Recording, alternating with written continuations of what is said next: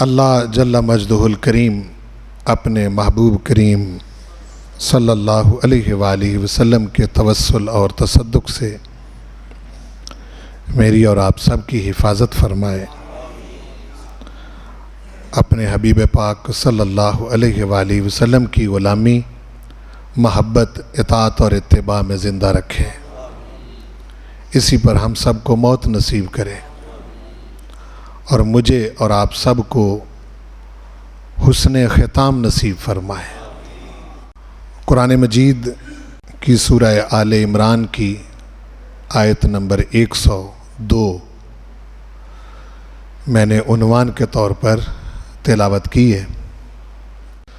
آج کے جمعۃ المبارک کے اس خطاب میں حسن خاتمہ کے حوالے سے کچھ باتیں جو ہیں وہ آپ کے گوش گزار کرنا چاہتا ہوں۔ جہاں تک ہمارے پروردگار کا ذکر ہے اور اس کی شان ہے کہ وہ الصمد بھی ہے اور غنی بھی ہے،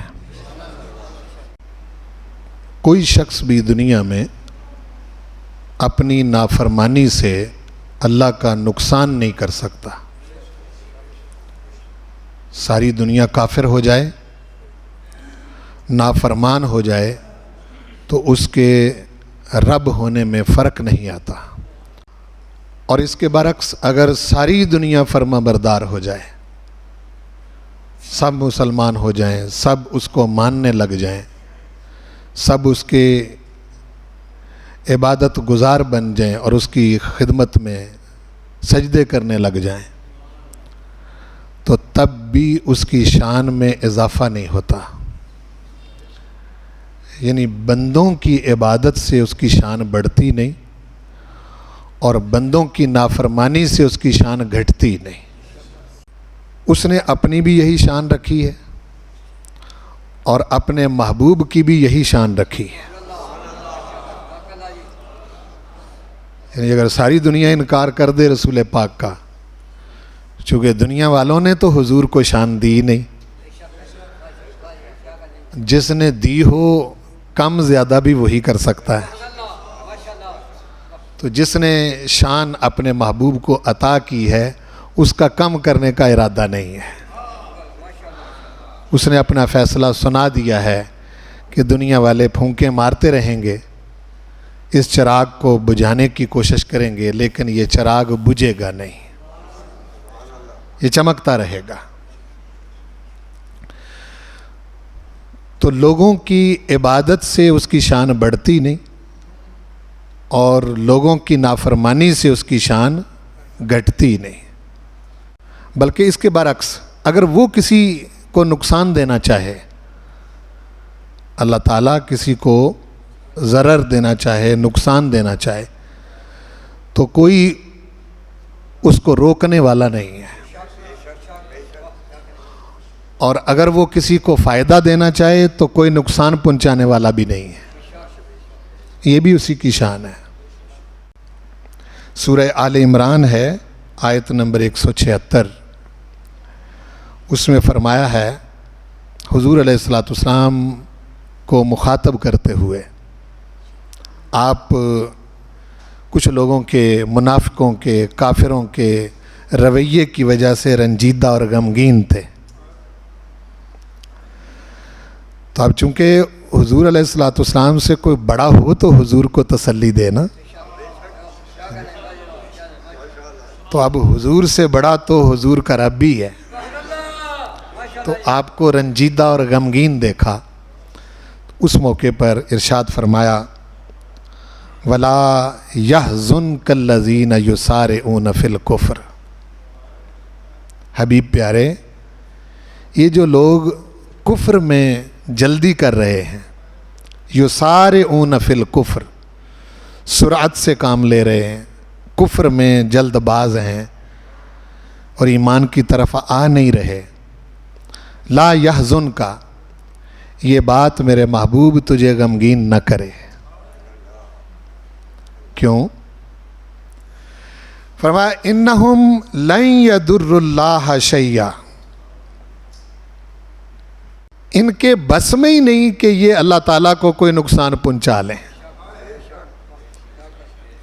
یہ ہرگز ہرگز اللہ کا کچھ بھی نہیں بگاڑ سکتے، چاہے سارے کافر ہو جائیں تب بھی اس کی شان میں کوئی فرق نہیں پڑے گا۔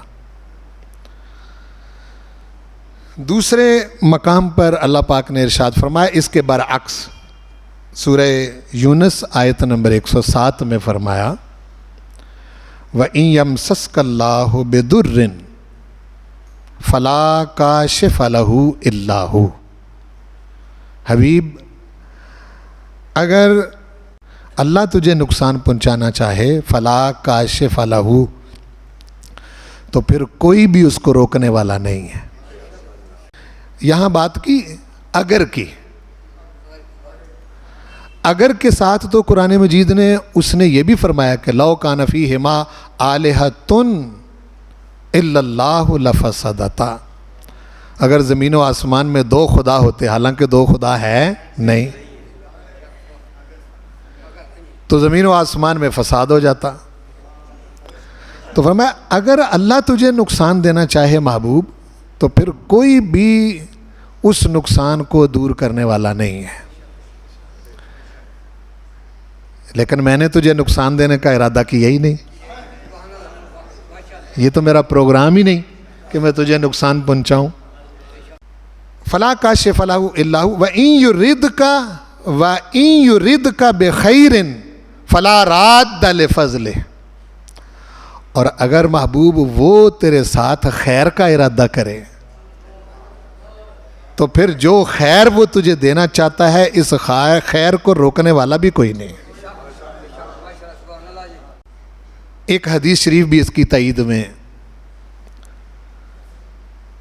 یہ صحیح مسلم کی حدیث ہے کتاب البر میں، اور 2577 نمبر ہے اس حدیث کا انٹرنیشنل نمبر کے مطابق۔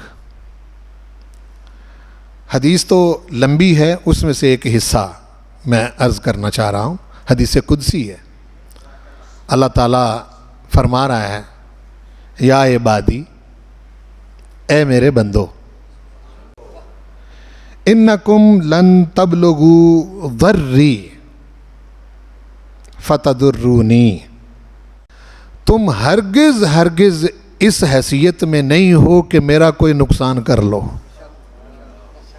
بندوں سے مخاطب ہے کہ تم اس پوزیشن میں نہیں ہو، اس حالت میں نہیں ہو کہ ہرگز تم اس پوزیشن میں نہیں ہو کہ تم مجھے نقصان پہنچانا چاہو فتضرونی، تو پھر تم مجھے نقصان پہنچا لو۔ تم کون ہوتے ہو مجھے نقصان پہنچانے والے؟ وَلَن تَبْلُغُوا نَفْعِي فَتَنْفَعُونِي، اور نہ تم اس پوزیشن میں ہو کہ مجھے کوئی نفع اور فائدہ دینا چاہو تو تم مجھے فائدہ دے لو۔ تم کون ہو؟ کوئی مجھ سے بڑے ہو کہ مجھے فائدہ دو گے؟ یعنی تمہاری یہ پوزیشن ہی نہیں ہے۔ اچھا، اس شان کا مالک ہے ہمارا کہ کسی کی عبادت اس کو نفع نہیں دیتی، اور کسی کی نافرمانی اور کسی کا کفر اس کو نقصان نہیں دے سکتا۔ اس کے باوجود قرآن مجید میں اللہ پاک ارشاد فرماتا ہے میں یہ چاہتا ہوں کہ میں تمہیں فائدہ پہنچاؤں، میں نہیں چاہتا کہ تم اس دنیا سے میرے نافرمان مر جاؤ۔ اب یہ تم پر ہے کہ تم نے کرنا کیا ہے۔ ارشاد فرمایا جو خطبے میں نے آیت پڑھی، یا ایھا الذین آمنوا اتقوا اللہ حق تقاتہ، اے ایمان والو اللہ سے ڈرو جیسے اس سے ڈرنے کا حق ہے، ولا تموتن الا وانتم مسلمون، اور تم ہرگز ہرگز نہیں مرو گے۔ ہرگز ہرگز یعنی میں تمہیں یہ کہہ رہا ہوں کہ تم نے مرنا نہیں، ہرگز نہیں مرنا، الا وانتم مسلمون، مگر اگر تم مرنا چاہو تو مسلمان ہو کے مرنا۔ اب دیکھو، موت تو انسان کے اختیار میں نہیں ہے۔ یہ تو نہیں کہا یہاں کہ تم مرو گے ہی نہیں، موت انسان کے اختیار میں ہے؟ اس کو پتہ ہی نہیں ہے کہ میں نے کس وقت مرنا ہے، کس زمین میں مرنا ہے، کس وجہ سے مرنا ہے، سوائے خواص کے جن کو رب ذوالجلال والاکرام اپنی مہربانی سے بتا دے ان کی موت کا وقت، وہ علیحدہ ہستیاں ہیں۔ ایک شخص کہنے لگا کہ یہ تو نبیوں کو بھی نہیں پتہ چلتا کہ کب مرنا ہے۔ میں نے کہا تم خطا پر ہو۔ کیا ہمارے آقا نے اپنی بیٹی پاک سیدہ کائنات کو قریب کر کے کان میں ایک بات کہی تو آپ رونے لگیں؟ سنیے حدیث۔ پھر ایک بات کہی تو وہ ہنسنے لگیں، اور اس بات کو پھر چھپائے رکھا۔ جب حضور کا انتقال ہو گیا تو پھر ام المومنین سیدہ عائشہ صدیقہ کو یہ بات بتائی کہ جب میں روئی تھی تو اس وقت حضور علیہ السلام نے مجھے ارشاد فرمایا تھا میں اب جا رہا ہوں، میرے کوچ کا وقت آ گیا ہے۔ اور جو میں ہنسی تھی وہ حضور نے مجھے یہ فرمایا تھا کہ میرے بعد سب سے اول، سب سے پہلی تم ہوگی جو میرے ساتھ آ کے ملو گی۔ اب دیکھو نا، حضور نے بتا دیا اپنی بیٹی کو، ٹھیک ہے نا؟ اس لیے ہر بندہ جو ہے نا وہ نبیوں کو اپنے اوپر قیاس نہ کرے اور نہ اپنے آپ کو نبیوں پر قیاس کرے، اور پھر نبیوں سے بڑھ کر سرور کونین کی ذات جن کی شان وراء الورا ہے، ثم وراء الورا ہے۔ تو فرمایا ایمان والو ہرگز تم نے نہیں مرنا مگر اس حال میں کہ تم مسلمان ہو۔ اب یہ تو بندے کے اختیار میں ہی نہیں کہ وہ خود مرے۔ اصل میں یہاں تلقین یہ کی جا رہی ہے کہ اسلام پر رہنا، مسلمان بن کے رہنا، اور کہیں ایسا نہ ہو کہ تم ایسا کام کرو کہ تم اس وقت کفر میں ہو اور اس وقت تمہیں موت آ جائے۔ ہر وقت میرے بندے بن کے رہنا، ہر وقت میرے حبیب کے غلام بن کے رہنا، اس غلامی سے نکلنا نہ۔ اس کا مطلب یہ کہ اس غلامی سے نکلنا نہیں۔ معلوم تو تمہیں ہے نہیں کہ تم نے مرنا کس وقت ہے، تو کہیں ایسی حالت میں نہ رہنا، ایسی خطاؤں میں نہ رہنا، ایسی غلطیوں میں نہ رہنا کہ تم اس کفر والی غلطی میں مبتلا ہو چکے ہو اور اس وقت تمہیں موت آ جائے۔ تو اگر کفر پر موت آ گئی تو پھر چھٹکارے کی صورت کوئی نہیں ہے، پھر چھٹکارے کی صورت اسلام پر، ایمان پر، حضور کا غلام بن کے مرنے میں ہی سعادت ہے۔ یہ جتنے آپ سنتے ہیں نا، جنت ملے گی، حوض کوثر کا پانی پئیں گے، میزان پر آسانی ہوگی، پل صراط سے پلک جھپکتے گزر جائیں گے، انعامات جو آپ سنتے ہیں، یہ صرف اور صرف اس کے لیے ہیں جو حضور کا غلام ہے، سب کے لیے نہیں۔ اس لیے فرمایا کہ تمہیں ہرگز موت نہیں آنی چاہیے مگر اس حال میں کہ تم مسلمان ہو، یعنی اسلام پر رہنا، اس سے پھر نہ جانا، کفر کی طرف راغب نہ ہو جانا۔ رب ذوالجلال والاکرام نے قرآن مجید میں عقل مندوں کی کچھ علامتیں بیان کی ہیں۔ ان علامتوں کے ساتھ ساتھ جو اولی الالباب عقل مند ہیں ان کی ایک دعا کا ذکر کیا ہے سورہ آل عمران میں، آیت نمبر 193 چوتھے پارے میں۔ ان کی ایک دعا ہے، عقل مند لوگ جو ہیں، اولی الالباب، وہ دعا کرتے ہیں اللہ کی بارگاہ میں، ربنا فاغفر لنا ذنوبنا، اے ہمارے رب ہمیں بخش دے، ہمارے گناہوں کو معاف کر دے۔ فرمایا یہ عقل مند بندے کی نشانی ہے کہ وہ یہ دعا کرتا ہے، فاغفر لنا ذنوبنا، ہمارے گناہوں کو معاف کر دے، وَكَفِّرْ عَنَّا سَيِّئَاتِنَا، اور ہم سے ہماری غلطیوں کو مٹا دے، ہم سے ہماری غلطیوں کو مٹا دے۔ اور آخر میں کہتے ہیں وَتَوَفَّنَا مَعَ الْأَبْرَارِ، اے اللہ ہم کو ابرار اور نیکوکار لوگوں کے ساتھ موت عطا کرنا۔ پروردگار نے ارشاد فرمایا اگر تم عقل مند رہنا چاہتے ہو، اگر تم عقل مند ہو تو پھر نیکوں والی موت مانگو۔ اور نیک کس حال میں مرتے ہیں؟ ایمان پر، اسلام پر، حضور کے غلام بن کے۔ پھر رب ذوالجلال والاکرام نے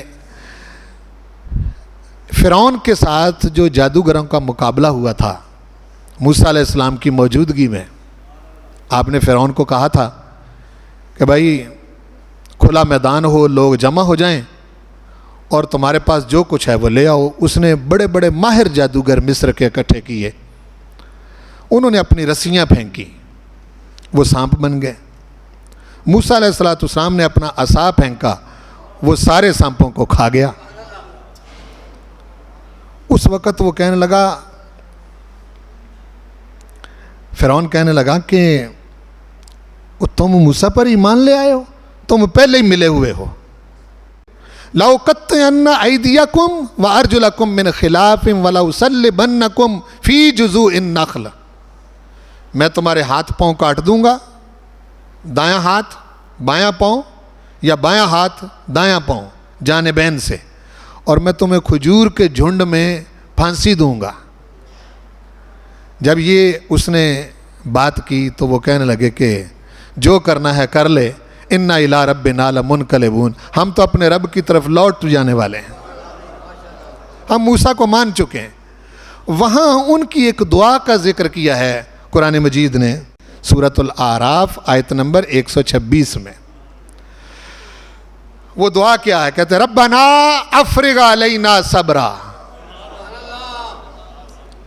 پروردگار یہ فرعون جو ہم پر ظلم کرنا چاہتا ہے یہ کرے، ہم تیری بارگاہ میں التجا کرتے ہیں، ہمیں سمجھ آ گئی ہے کہ موسیٰ علیہ السلام سچے ہیں، یہ تو جانتا نہیں جادو کیا ہے، ہم تو جادو کی حقیقت جانتے ہیں۔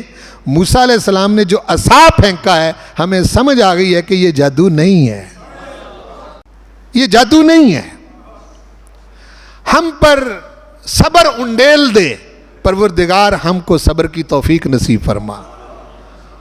وَتَوَفَّنَا مُسْلِمِينَ، اور ہم اس دنیا سے اب جانے لگے ہیں، یہ ہمیں پھانسی دینے لگا ہے، ہماری دعا ہے کہ ہمیں مسلمان کر کے فوت کرنا، یعنی جب ہم اس دنیا سے جائیں تو ہماری موت حالت اسلام میں ہو۔ غور فرمائیں، ان کی دعا کا بھی قرآن مجید نے ذکر کیا ہے۔ پھر کتنی بڑی ہستی ہیں حضرت یوسف علیہ السلام، جس وقت آپ کے والد کنعان سے بھائیوں کے ساتھ مصر پہنچے تو وَرَفَعَ أَبَوَيْهِ عَلَى الْعَرْشِ وَخَرُّوا لَهُ سُجَّدًا، آپ نے اپنے والدین کو تخت پر بٹھایا، بھائی بھی اور آپ کے ماں باپ بھی، دونوں سارے کے سارے یوسف علیہ السلام کے سامنے سجدے میں گر گئے۔ تو آپ نے کہا یا ابت ھذا تأویل رؤیای من قبل، یہ تعبیر ہے اس خواب کی جو میں نے بچپن میں دیکھا تھا۔ وہاں آپ نے ایک دعا مانگی، جب اللہ کا کرم ہوتا ہے تو اللہ کے بندے اکڑتے نہیں ہیں، وہ دعا سننے والی ہے۔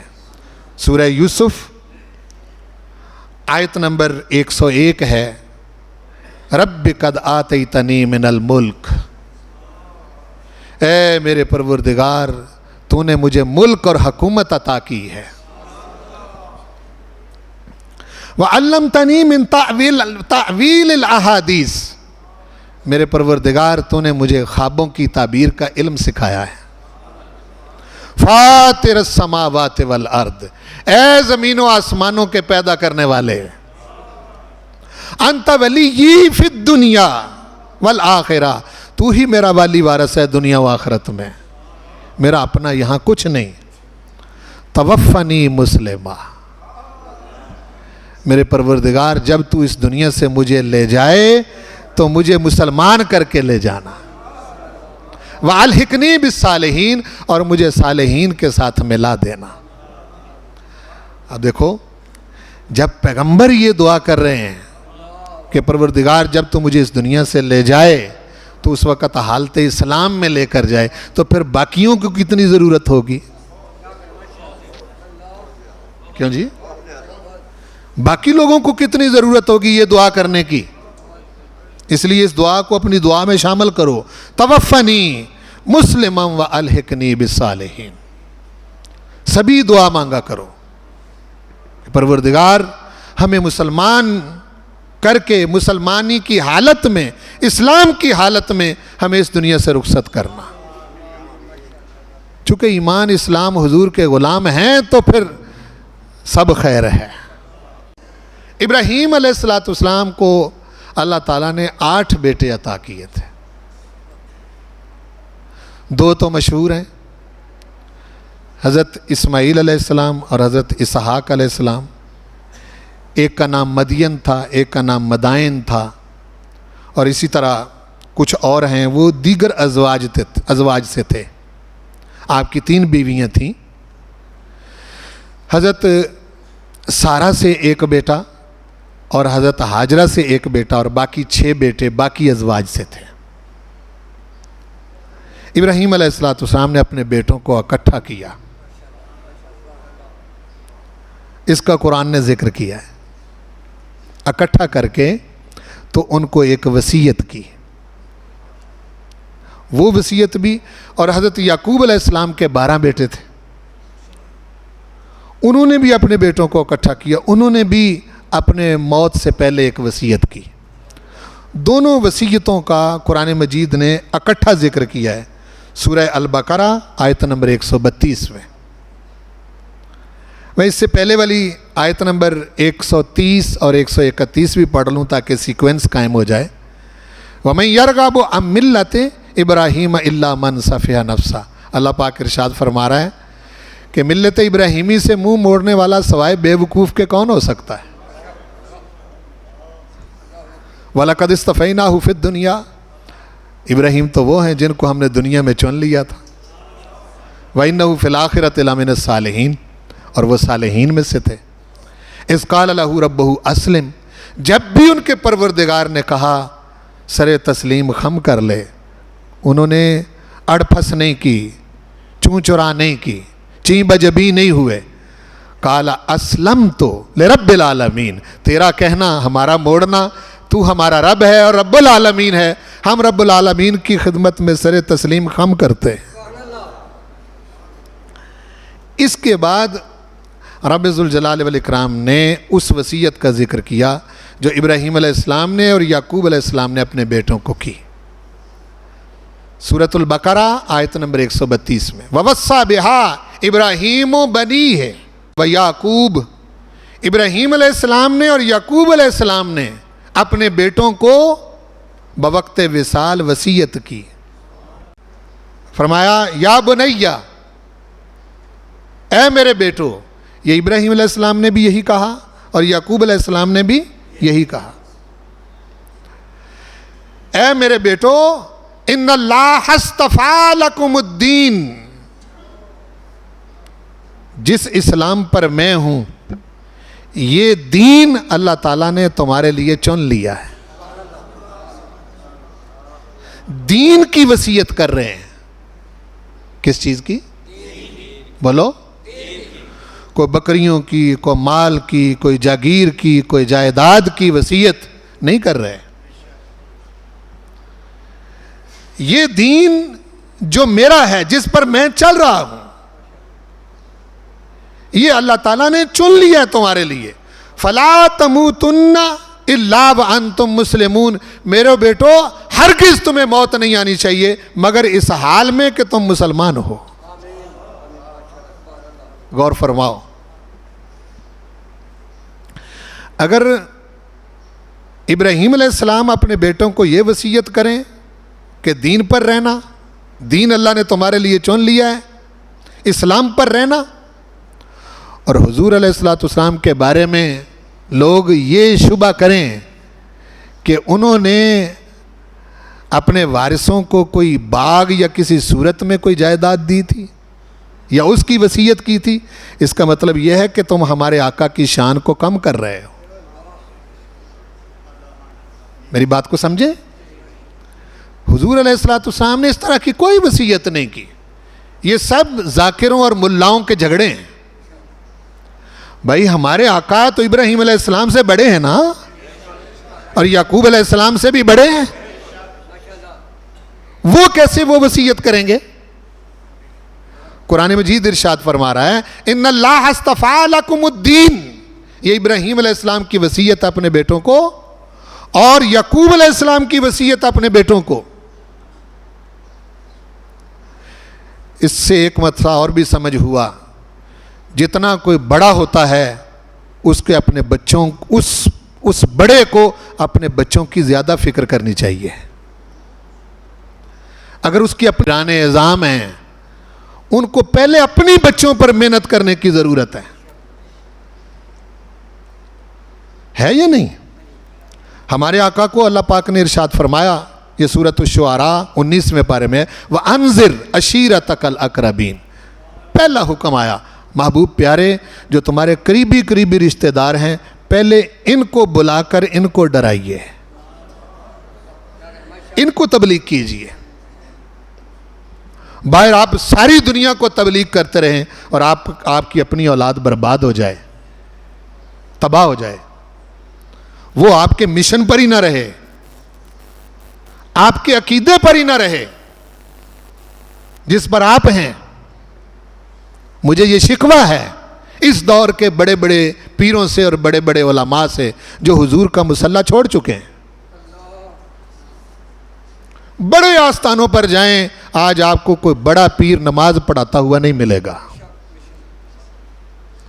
بڑے علماء کے پاس آپ جائیں، ان کو ویسے ہی پتہ نہیں کوئی شرم آتی ہے. جن کے پاس دولت زیادہ ہو جاتی ہے، آستانے بڑے ہو جاتے ہیں، وہ ایک حافظ یا قاری رکھ لیتے ہیں جماعت کروانے کے لیے. یہ پیر اور یہ علماء رسول پاک سے بڑے ہو گئے. حضور سے بڑا کون ہے؟ آپ نے ساری زندگی خود جماعت کروائی ہے.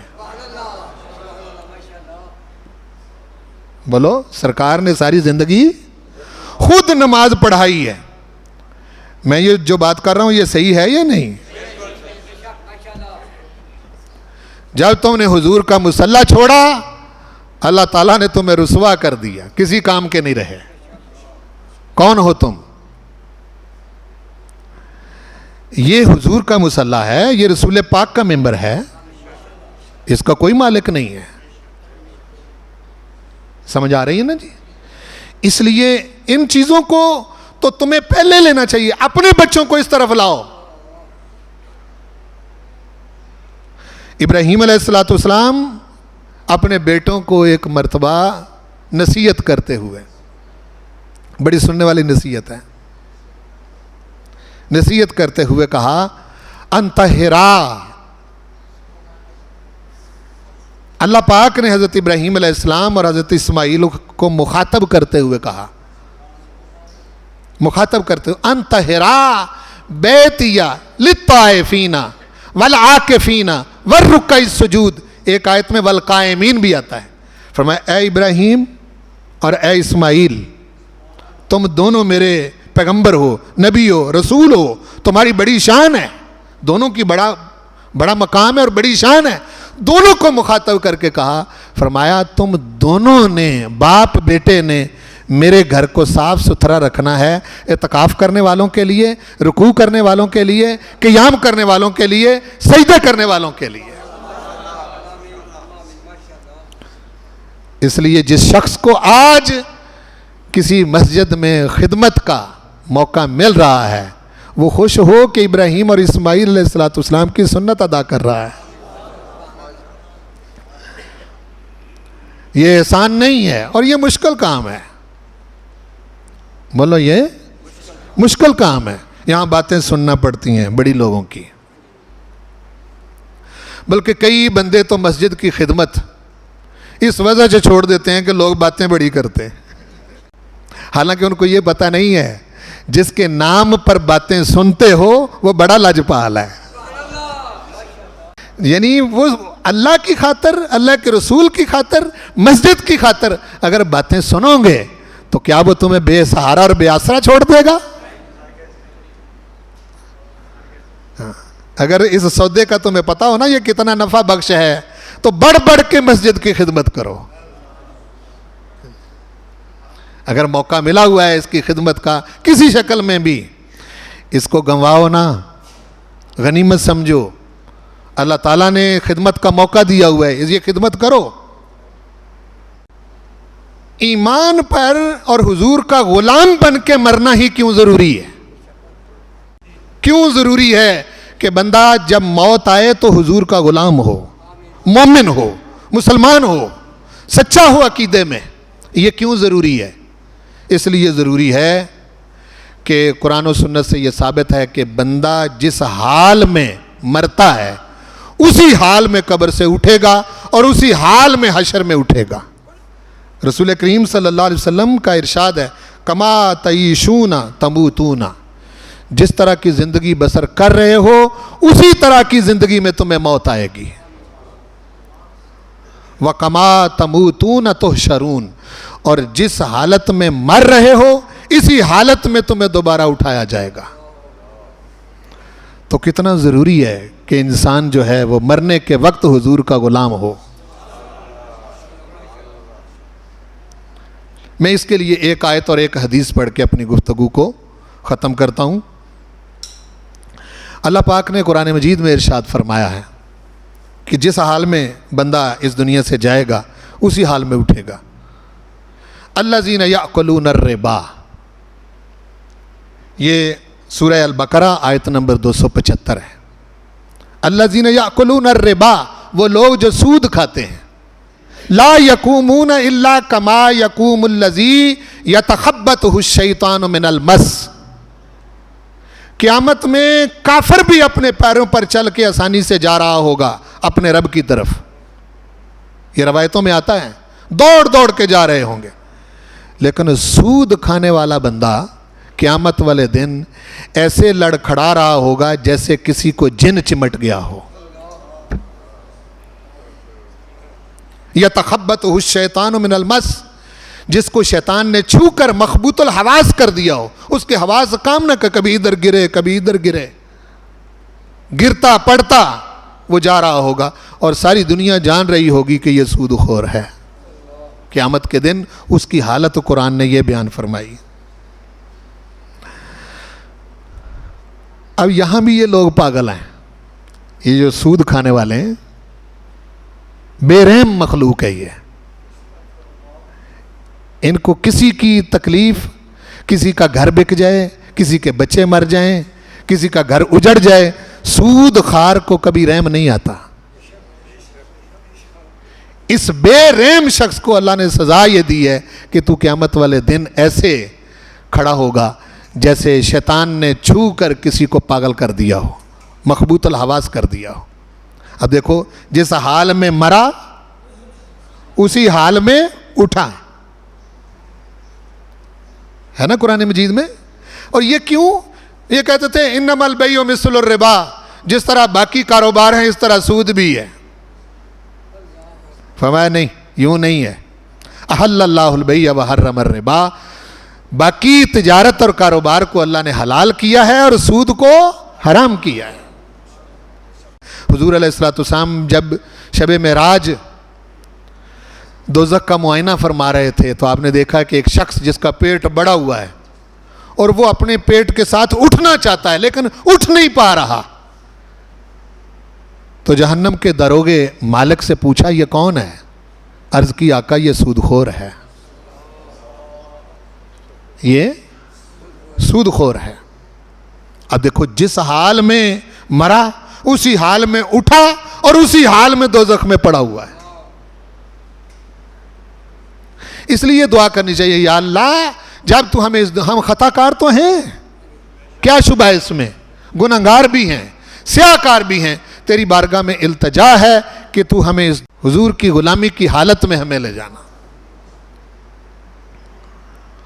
حضرت عبداللہ بن عمر پوچھتے ہیں، حدیث شریف ہے، یا رسول اللہ اخبرنی عن الجہاد، یا رسول اللہ مجھے جہاد کے بارے میں بتائیں۔